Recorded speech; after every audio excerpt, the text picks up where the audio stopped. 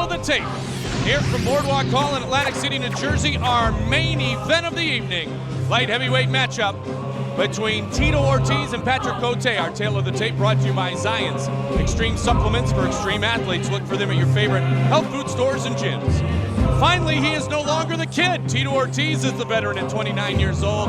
Cote, 24. Tito has a definitive reach advantage of 3 inches. They both come in at under 205 pounds. Mr. Chuck Tito likes it. All right, gentlemen, you're giving your instructions in the dressing room. Do I have any questions from the blue corner? Any questions from the red corner? Touch gloves, come out fighting. Keep your hands up, baby. Do it was supposed to be Guy Mesker. Guy, I know you're at home watching. Get well soon, buddy. Patrick Cote is going to try to beat the man you wanted to beat. That's Tito Ortiz. Eddie Bravo back here, octagon side. He will help us score the bout if he gets a turn. Big John McCarthy, our referee. Are you ready? You ready? Wow. Let's get it on. Come on. Cote comes right out, tries to take the center of the ring. Swings for the fences early. He's got the puncher's chance. He landed one, and Ortiz is there. I mean, he has a smile on his face. See if he's smiling in a couple of minutes. We'll see. Doing the right thing. Tito looking to bring him down. Tito looking for a little control. Tito stumbled. Caught a right. And now he says, bring it on. And there's a big takedown. Nice shot. There's Tito was 101. hurt. Yeah, Tito was stunned. His legs wobbled, but hey, good constitution. He recovered within 2 seconds. Shot a good double. That was a lot of ring savvy there. He scared, or he lured Cote into coming in too aggressively. When he said, come on, yep. Cote came in stupid, and that was a veteran move. Tito Ortiz in his elbows. The ground and pound. This is when Tito Ortiz was dominant. He worked the ground and pound to perfection. On Matt Hughes, and he worked it from within somebody's guard, which he's doing right here. I see now once he go ahead and recovers a little bit more, he's going to go ahead and start moving towards the cage. I guarantee that's going to happen. Another vicious elbow. Watch Tito. I guarantee he's going to walk towards the cage. Cote, boxing, kickboxing, a soldier in the Canadian Army, started training in the Army. A little bit of wrestling, a little bit of jiu-jitsu. But he wants to be on the feet. He does not want to be down here with Tito Ortiz. Not at all. This is Tito's bread and butter. On the ground, hitting you with vicious elbows. But we'll see what Cote has as far as jiu-jitsu. He says he's a jiu-jitsu guy. Let's see if his hips are going to be able to move in and out. Ortiz has jiu-jitsu also. He's done well in Abu Dhabi. Submitted people in Abu Dhabi. Not totally a newcomer to the jiu-jitsu realm. Obviously also well-versed in that. Randy Couture, the light heavyweight champion. Chuck Liddell, the #1 light heavyweight contender on a collision course. For a title fight, Tito wants to get back into the picture. Other great light heavyweights want to get involved at 205. Tito's knee was banged up. He had a slip disc in his back. He says he feels great again. He needs to be fast and strong, and let's see if he is fast and strong here. So far, so good. First couple of minutes, the pace being pushed by Tito Ortiz. Cote stunned him with a right, and Tito brought him in, landing an elbow there. That forearm, he uses that forearm. Midsection. I got to give it to Cote. I just saw his face. He's still laughing. He's still smiling on the bottom. Again, I don't know if this guy is just the toughest guy I've ever seen or the craziest. And I quote, Tito thinks I'm just a little French-Canadian. I'm going to kick his ass. Great boxer. I'm going to surprise him on the ground. Well, we'll find out. So far, I haven't seen anything really impressive yet from Cote's guard. His hips aren't moving all that well. He's pretty much keeping a stationary, closed guard, not doing a lot of hip movement. Ortiz bringing him to the cage. This is going to spell a lot of trouble for Cote if he gets pinned against the cage. And he's got a lot of time, Tito does, to work his magic too, Frank. He does. He's in a good spot for him, not expending a lot of energy. He's sucking Cote down. And keep in mind, many times during Tito's career, he's trained for a 25-minute fight, a potential 25-minute fight. Condition has always been Tito Ortiz's strong point. That's the part that would dread people, opponents. Man, if I don't put this guy away, he's still going to be going 100 miles an hour in the 4th round, in the 5th round. He ain't quitting until the bell rings. And Tito training much differently here for the 15-minute max time limit on a non-title fight. Looks to me Cote is trying to hold on a little bit maybe from the bottom. Again, rules of the UFC. If it's not active, if he can stalemate Ortiz, is to hold his arms and not do anything, they're going to restart this on his feet with Cote obviously probably going to feel a little more confidence. But Cote maybe be doing counterproductive by him throwing punches back. He's allowing Ortiz to keep this fight on the ground. Great to be back here in Atlantic City. Here right by the Trump Taj Mahal and the Trump Plaza Boardwalk Hall. A special thank you to our host Donald Trump and Trump Hotels and Casino Resorts. As I said earlier, President CEO Mark Brown in attendance tonight here, Frank. You're going to see now Cote's trying to go over, get his elbow or his foot, excuse me, his leg over the top of the shoulder of Ortiz. If he can do that and keep the arm trapped, which inside there he has a possible armbar. If Ortiz pulls the armbar out, possible triangle. Nice, vicious elbows coming down. Ortiz looking to cut open the forehead of Patrick. That was a good one. Connected with that one. Not smiling now. No, I think he's going to wipe the smirk off his face. Come on, work your way out. With his elbow. Get busy, come on. Tito, and I quote, "I lose to him, I know Tito Ortiz is done." And we should give some credit to Tito Ortiz because when Joe Silva came with the Guy Mesker injury and said, "Hey, I got to put a different opponent in," he took the fight on 2 days' notice too. Tito's always been known for being able to do that. Tito's always, anytime, any place. Back in the day, Vladimir Machenko was a last minute. I think he had 10 days. Yep. And on paper, I'll be honest, I didn't think Tito could beat Vladimir Machenko. Vladimir Machenko, supremely better wrestler. Much more credentials to his name. Tito took the fight without hesitation. Complete different style from what he was training with to fight against Vitor. Didn't care. Fought. Warrior. Round 1 belongs to Tito Ortiz. Speaking of Warriors, don't forget, the new book is out, Warriors of the Ultimate Fighting Championship. Okay, we're going to go ahead and look at that right hand again, hopefully. Ortiz is coming in. He had him locked up right over the top. He had his hands too extended. Got caught with a nice, crisp right hand. He was able to go and avoid the barrage. Being hurt, using a veteran technique, he lured in Cote. Cote took advantage of it. That was a little, if he would have just sat back and picked the shot a little bit better, we might not have been taken down so easily. Let's bring Eddie Bravo. You're scoring in the first round.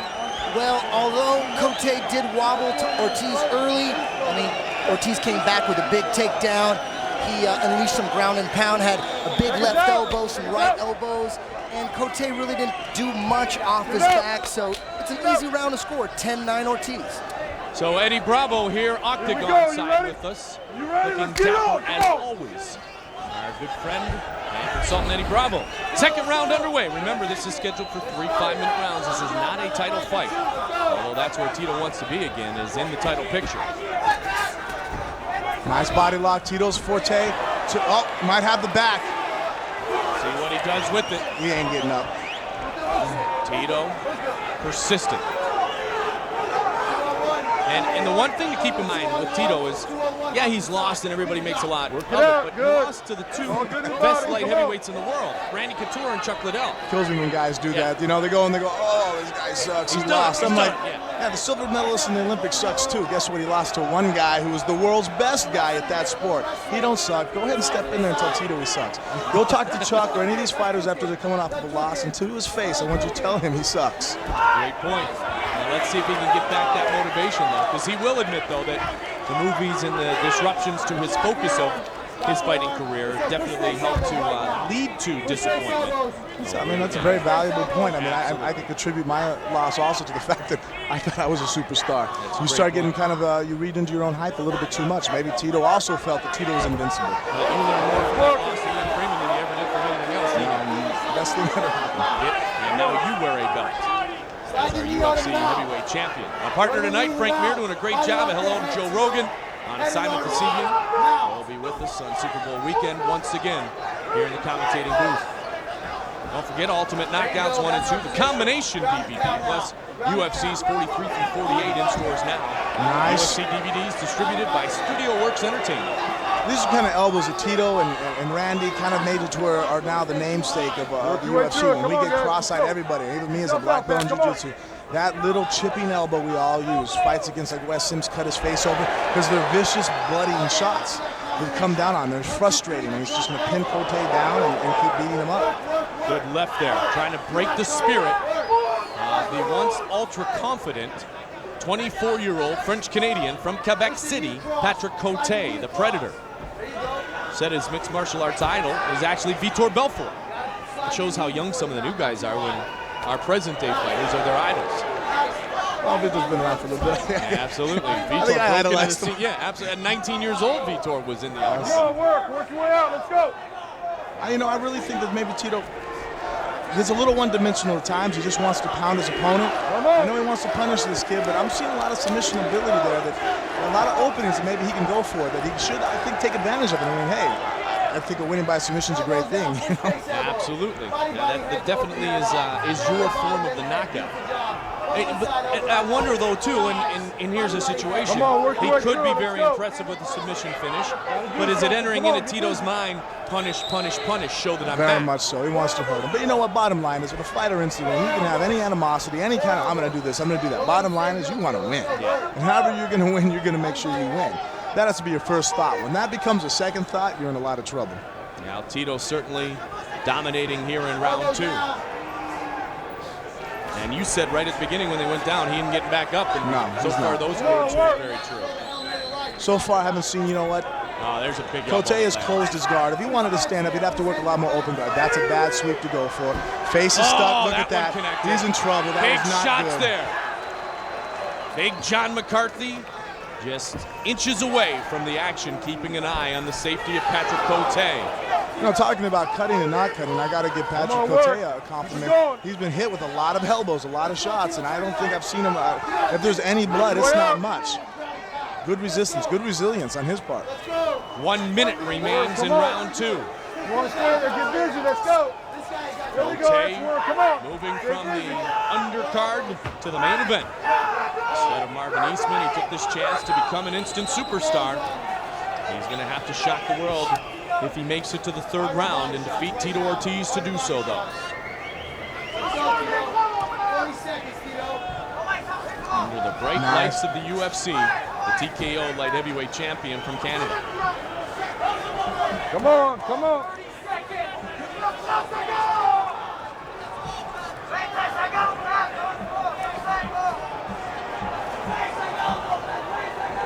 This round, Frank, has been all about Tito.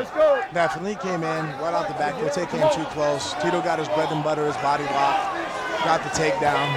Cote needs to do something to get this fight on its feet. He's not going to win from the bottom.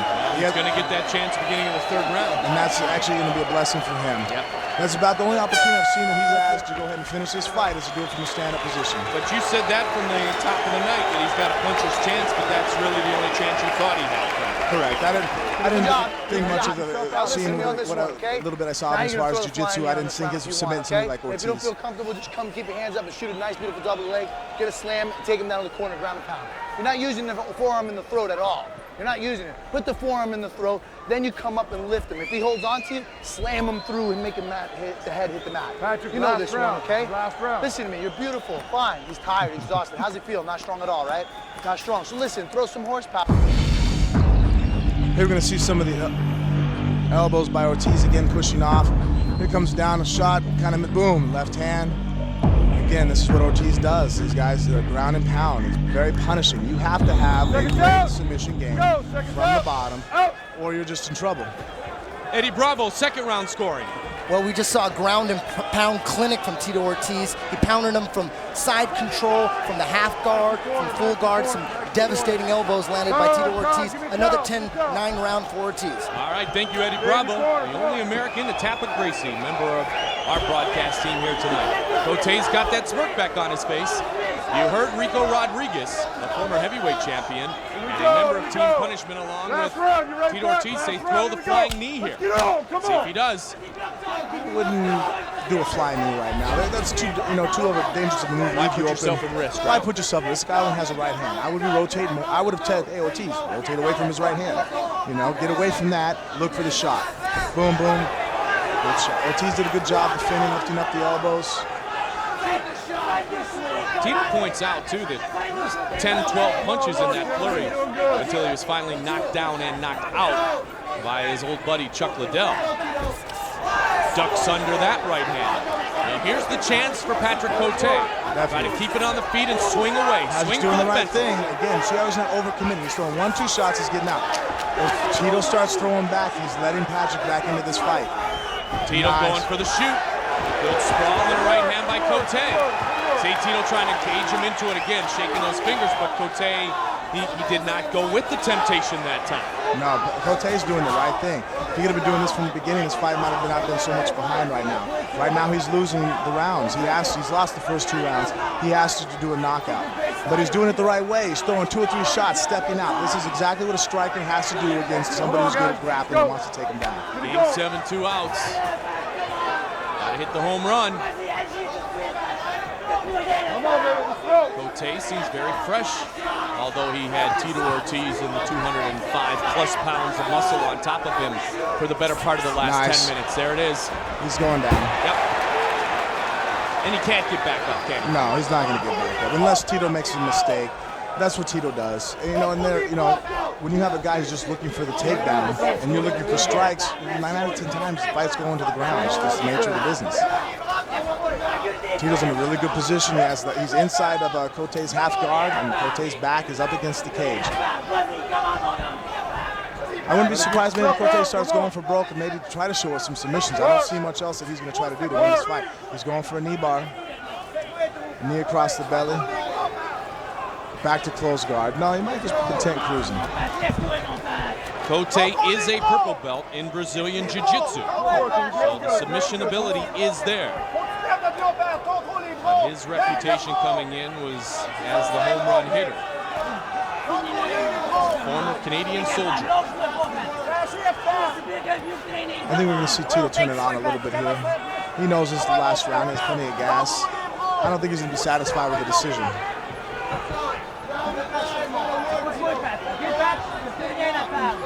Metzger, Frank Shamrock, Randy Couture, Chuck Liddell. If those are your 4 losses, there's no shame in any of those 4 losses. All world champions in themselves. And when he lost to Guy Metzger, I mean, when you think about it for Tito, he was just a kid. He was almost in the kind of same situation as this fight here. He came in, first fight against a seasoned veteran in Guy Metzger, who he fought out of Lions Den. That was a premier show for Ortiz. And the men he's beaten, from Vanderlei Silva to Yuki Kondo to Evan Tanner, Elvis Sinisek, Vladimir Matyushenko, Ken Shamrock. Like a who's who of mixed martial arts. And Tito Ortiz displaying some ground and pound. He really would like to finish it decisively. Love to have this baby stopped and not have to go to the judges' scorecard. If we do, almost a sweep. It'll be the first decision rendered by the judges here tonight, and certainly we know what that decision would be. Yeah, I can't see it being judged any other way than towards Ortiz's favor at this point. How frustrating is this starting to be to Tito that he can't break this man's spirit? Is it frustrating at all? It has to be a little frustrating, but then again, if he was frustrated, he really wanted blood, go for submission. Right. Do something a little bit more definitive, a little more devastating. He has submissions. He's choked out Yuki Kondo with the Cobra choke. He's finished guys in competitions like the Abu Dhabi. They are there. He just doesn't choose to use them. I think Tito gets on top of you and he just sees red. Just want to punch after punch, which won him the fight tonight. It's like we said before with Frank Trigg. It's like that, as Frank said, $10,000 bill. You don't know if it's real or not, but you got to try to pick it up anyway. It's too tempting. Too tempting. Tito going to get back into victory lane here tonight with a unanimous decision, undoubtedly. 24-year-old Patrick, the Predator Cote. 15 seconds remaining in the 3rd and final round of the evening. Here in Boardwalk Hall, coast of the Atlantic Ocean in Atlantic City, New Jersey. Tito once again is a winner. Yeah, not the finish he wanted. Takes the victory. No, Ortiz, but he didn't want it with that. His man's gonna go home on a decision. That's just, I know it's from a fighter. You don't want to feel that. Your guy, in his mind, he can justify. Well, this, that. It's not a closeout. You're not knocking him out. You didn't choke him out. You didn't tap him out. Man taps on the mat. He's saying that, hey, you're beating me. There's nothing way to argue against that. Decisions are just not as satisfying. Now, it will be a unanimous decision. And for Tito in the Game 7 situation, though, he was able to do what he wanted to do, Frank. That was take his opponent down at will and then ground and pound. No, it's definitely a good thing for Tito. He came back doing what he should be doing. Look here, you see he's going for strikes, changing levels, going for the body lock double. In round 2, the same thing. It just seemed now he really had his rhythm going. This is the Tito of old. In the guard, guy against the cage, pounded down with elbows. Round 3, more of the same. much the same fight. Tito Ortiz all over Patrick Cote. Who's next? Well, I guess we will find out, won't we, Tito Ortiz? Tito back in victory lane, as I said this morning. Final thoughts on this fight, a clear-cut victory, I'm sure, in your mind, Eddie Bravo. Absolutely. Early in the round, Cote did land some pretty decent combos, and they actually seemed to stun Ortiz, but as soon as Ortiz got the takedown, more the same, he poured it on, dropped the elbows, dropped some punches, another 10-9 round for Ortiz, 30-27, Tito Ortiz. Eddie Bravo, I want to say, for the first time in your scoring history, we have made it through an entire fight. Congratulations. Thank God. Let's get it inside to Bruce Buffer.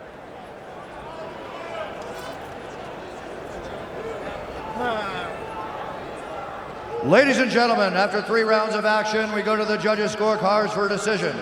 Judge A. Bilardo scores the bout 30-27. Judge Jeff Mullen scores the bout 30-26. And Judge Cecil People scores the bout 30-26 for the winner by unanimous decision, the Huntington Beach Bad Boy, Tito Ortiz.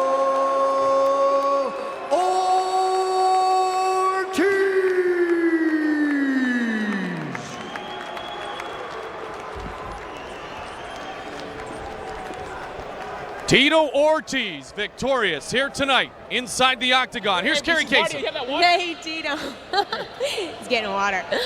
You needed a victory tonight. Do you feel satisfied with this win? Not satisfied. I kind of felt like I let down the fans. They came in here and paid top dollar for some good tickets. You know what? I came in here and I gave what I wanted to do, fight, try to entertain all the fans. And you know what? Just sometimes the bout doesn't want to go the way that you kind of figured it. Cote is a really tough kid. He came out with a bunch of heart. He came out here with nothing to lose. Did you expect him to be that tough? Yeah, he's a Canadian, man. All Canadians are tough, so I expected a really tough match from him. He had good position on his feet. Hit me with a good shot in the first round, and I took him down and I said, now it's my turn. But he did hit me with a good shot, and you know what? I show the recovery I have. I'm getting hit with a good shot, and it's kind of hard for guys to finish me. You've talked about your injuries in the past. Are you 100%? Are you the old Tito Ortiz again? I'm 100% now. I mean, I had a little back injury with a bulging disc in my between L4 and 5 in my back. It went down, and pretty much I was able to start wrestling again. My cardio is not even close to what I need it to be. I actually got kind of tired in the 3rd round. I usually don't get tired. That was the first time I've actually really been tired because I just pushed myself each and every round. McCarthy let us keep working as long as we kept working, so he wouldn't stand it up. So I don't know. We'll see what happens in the future. I just can't wait to get back in here. Congratulations, Tito. Yeah, thank you very much. I just want to thank all my sponsors, Punishment Athletics, of course, A&G Custom Sounds, everybody that supports me through it and throughout this. Keith Harriman. Wait, one thing. I want to thank all my wife, Kristen, my little boy, Jacob. Jacob, Daddy's coming home. Daddy's coming home. Attaboy. Thanks, Tito.